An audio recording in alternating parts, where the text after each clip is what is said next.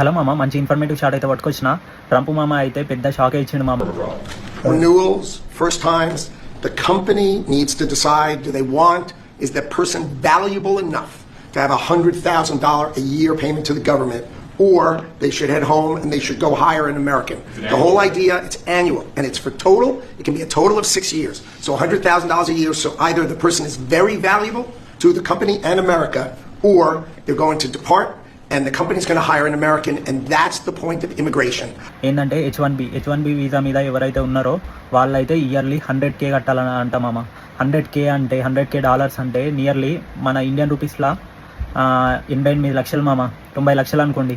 ఎవరైతే ఇప్పుడు H1B visa మీద ఉండి ఎవరైతే ఇండియాలో కానీ వేరే అదర్ కంట్రీస్ కానీ ట్రావెల్ చేసి ఉన్నారో, అక్కడ ఉన్నారో 21st అంటే ఈరోజే మనలోకి వస్తుందన్నమాట. ఎవరైతే ఆల్రెడీ మైక్రోసాఫ్ట్ కానీ పెద్ద పెద్ద ఆఫీసులు వాళ్ళకైతే ఎంప్లాయర్స్కి మెయిల్స్ అయితే సెండ్ చేశాయి 21st లోపు అయితే వచ్చేయండి అని.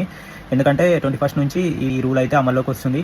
ఎందుకు ఇలా చేసారంటే H1B వీసాని మిస్యూజ్ చేస్తున్నారంట చాలామంది, అందుకనే ఇలా చేస్తున్నాము అని అయితే చెప్పారన్నమాట. అంటే చాలా బ్యాడ్ న్యూస్ అని చెప్పొచ్చు. మన ఇండియన్స్కి 70% ఇండియన్సే ఉన్నారన్నమాట H1B వీసా మీద.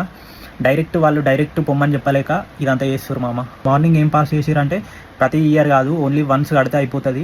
$100K వన్స్ ఇయర్లీ ఒక్కసారి వన్స్ కడితే అయిపోతుంది, తర్వాత కట్టనక్కర్లేదు అని మళ్ళీ అయితే మార్నింగ్ పాస్ చేసారన్నమాట. ఎవరైతే యూఎస్ ప్లాన్ చేస్తారో వాళ్ళకైతే ఎఫెక్ట్ పడుతుంది. మనం H1B మీద కంపెనీ తెప్పించుకొని $100K మన మీద స్పెండ్ చేసే అంత అయితే వాళ్ళు రిస్క్ చేయలేరు మామ, గుర్తుపెట్టుకోండి. సో ఇలాంటి ఇన్ఫర్మేటివ్ వీడియోస్ కోసం follow and subscribe my channel Vineeth vlogs. Thank you.